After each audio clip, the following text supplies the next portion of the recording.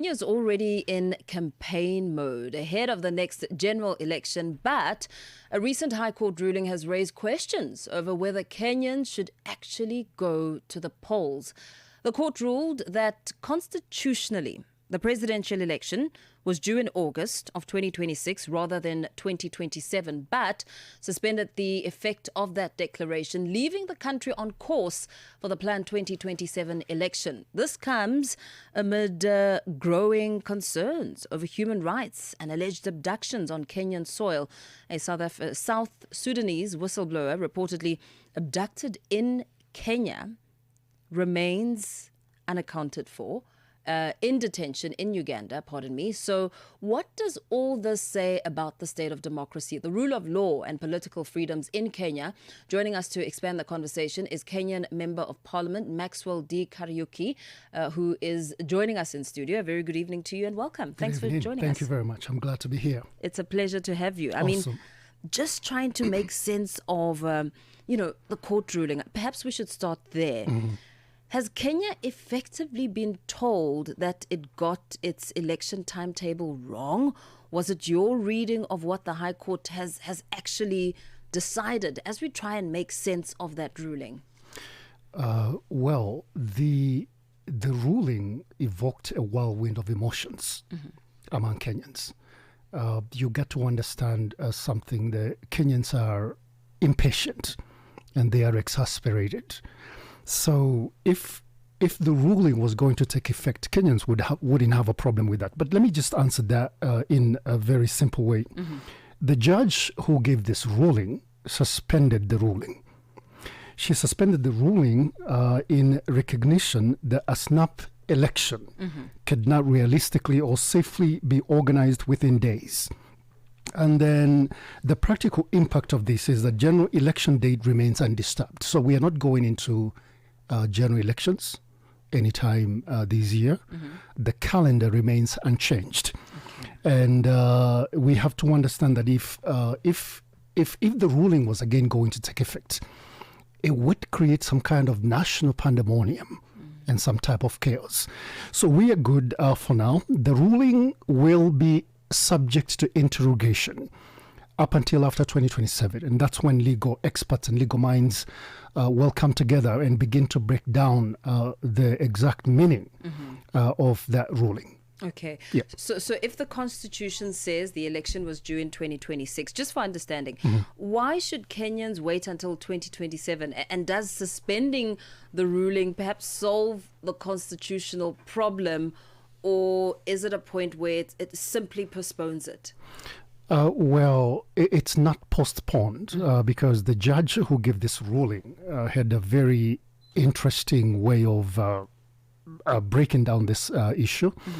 Some legal experts feel that she erred on her own judgment because she was talking about elections should be every 5th year and not every 5 years. So I quite don't understand the difference between every 5 years and after on the 5th year. But again, I think we should leave that because we are very eager. Kenyans want also to understand what that means. I think we should wait after 2027. We will be able to get a more clearer picture on what that exactly means. So in the interim, should politicians now be in a position where they're preparing for a possible earlier election, or is the work still towards 2027? Not at all. The calendar of elections remains unchanged. And we are going according to that program. So we are good right now. And there should be no cause for alarm. People should not panic. Politicians were panicking anyway. But I think we're doing good because we have an understanding that the ruling is suspended. Yeah. So we are right on course, and we will have this election in August next year. Okay, so let's move from the ballot to basic political freedoms. Kenya has traditionally positioned itself as a democratic anchor in East Africa. Can that reputation survive allegations that people are being abducted or forcibly transferred from Kenyan soil as we look at the build-up? No, whatsoever, never.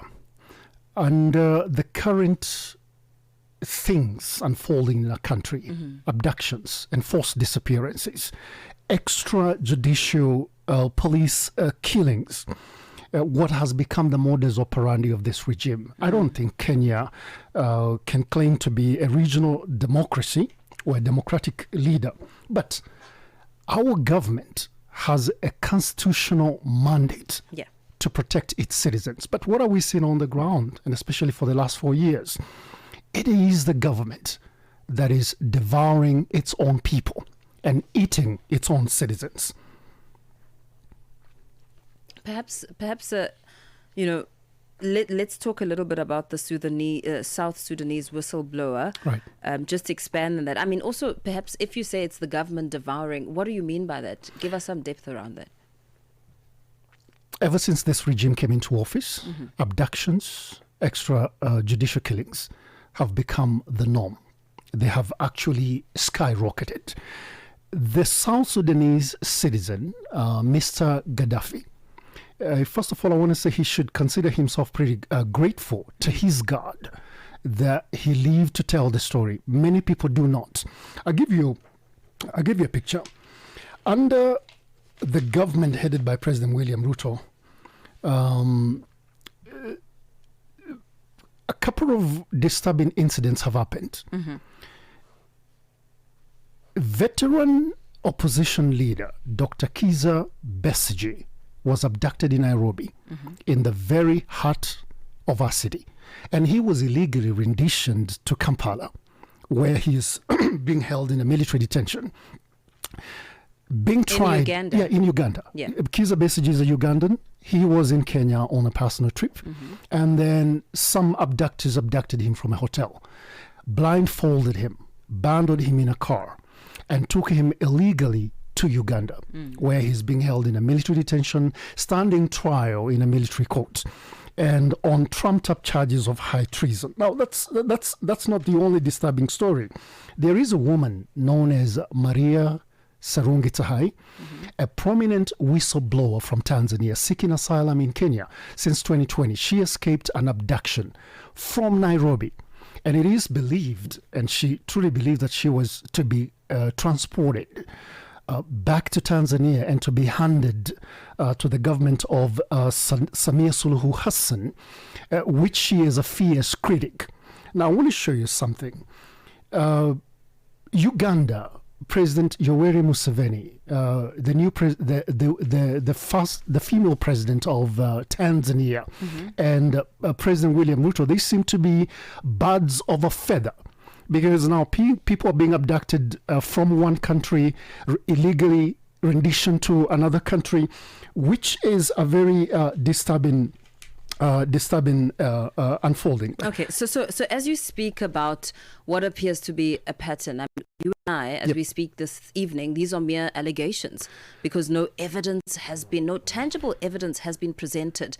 So as we speak about allegations that are on the table and a pattern that has been witnessed, what sort of accountability do you think is needed to bring these allegations to the surface so that they become evidence that results in actual accountability? Under the current government of President William Ruto, we have seen unwillingness to take accountability. Look, and I don't want to insinuate they are mere allegations, because, I mean, we've had situations where people have disappeared and the court summoned the police and gave them an ultimatum to produce the missing persons. And out of nowhere, the missing persons just appeared in court. So there is nothing this regime is going to do. There is no willingness that they're going to find to bring justice. But I'll tell you what, Kenyans are praying and hoping that someday sooner there is going to be some accountability on the injustices being meted on defenseless Kenyans. Yeah. And are Kenyans' democratic institutions, do you think, strong enough to withstand the political pressure building ahead of the election? And is Kenya perhaps heading towards a credible election as you talk about Kenyans who are praying at this time, judging and looking at the current political atmosphere? institutions are as strong as the people willing to defend them. That's what I believe.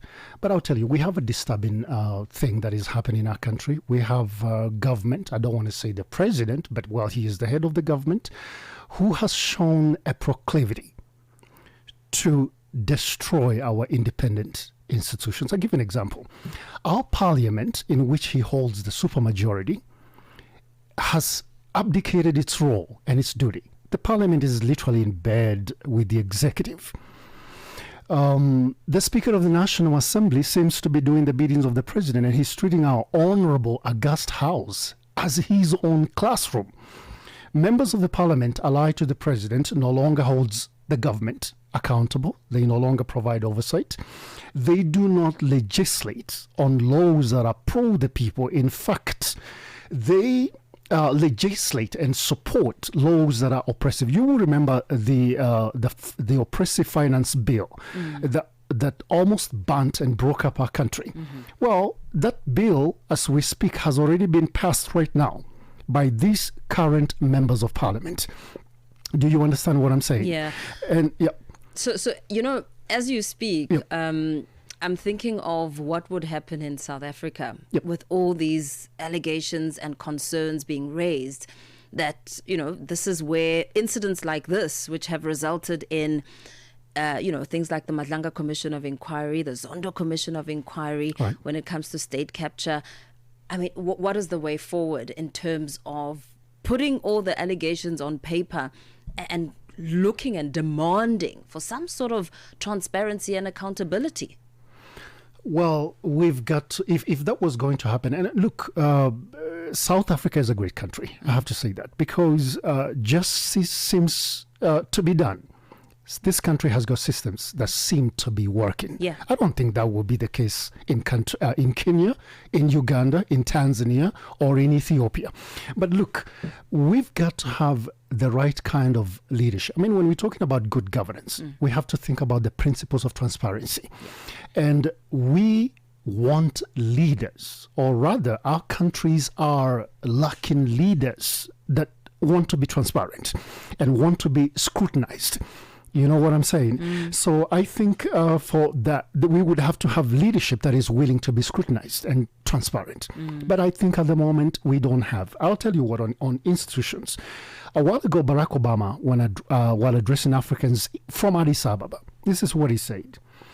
Africa does not need strong leaders. It needs strong institutions. The reason why we are seeing the Madlanga Commission in motion and moving and holding people accountable, it is because this country has got independent institutions. Now, in our region, we don't have that. We have institutions that have been captured by the politicians and the elite, and it's a disturbing trend. So I'll tell you what. In Kenya, our president wants to be the strong man. He doesn't want strong institutions because he wants to escape accountability and scrutiny, but only when he would respect our independent institutions. Then we would see the likes of Madlanga Commission in operation in our countries. Yeah, I mean, so you're essentially saying that Kenyan security agencies are not sufficiently independent from political power, because ultimately democracy isn't just about having elections, it's about whether citizens can gather, Absolutely. campaign, criticize government, and organize without fear. Absolutely. I mean, without fear is Absolutely. essentially the operative word here. Right, yes. So what is the way forward? I mean, well, in our country, Kenya, as we look to elections as yes, well. Absolutely. Yeah. Now, look, Kenya was hailed as a beacon of democracy in the region. A lot of people fled persecution and they ran to Kenya. Yeah. But as you have seen in the recent times, there's a lot of people that are seeking asylum in Kenya that have been abducted and transported back to their countries where they fled from. Now, this regime that we have in office right now is unwilling to be criticized. Our president came to the office promising Kenyans that he was going to guard the freedom of expression and the freedom to assemble, and the freedom for people to air their views. Now, that has been the opposite. Now, Kenyans cannot speak. If you post against the regime, you get picked up and you disappear. And I think that is a worrying trend. And for example, Kenyans are, I'll take you back to what was going on with the ruling of the court. If the ruling of the court had been effected, Kenya would have no problem with that, because Kenyans are exasperated and they cannot wait to punish, if I can say that, to punish leaders they feel have failed them at the ballot box. So what concerns you the most about the road to the ballot box, the next election? I mean, as we look at the time. For the last 4 years, we have seen a government that has a proclivity to employ and to unleash state machinery on its people. What worries me the most right now is that we don't know what the government is saying. But already, I'll give you an example. We've had a couple of by-elections in the last couple of months. And we have seen gangs and goons unleashing terror on innocent citizens under the watch of the police. That's an indicator that the regime in office right now is preparing some kind of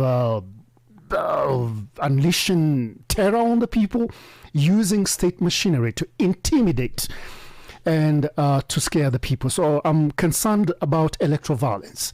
I'm concerned that towards 2027, there will be more of what we are seeing. We might see an increase of abductions. We might see an increase in assassinations, political assassinations. And we might see, for example, the current Independent Electoral Boundaries Commission is talking and walking as if they are taking orders from above. So we are worried about things not being done properly. We are worried about there might be no free and fair elections, despite that the regime is promising there are going to be some. And we're worried that we could have some ugly moments, such that we had in 2007. So if you had to give Kenyans, some assurance tonight about the state of democracy, what would it be? What should they be, perhaps thinking as they make their mark on the ballot box, hoping for change?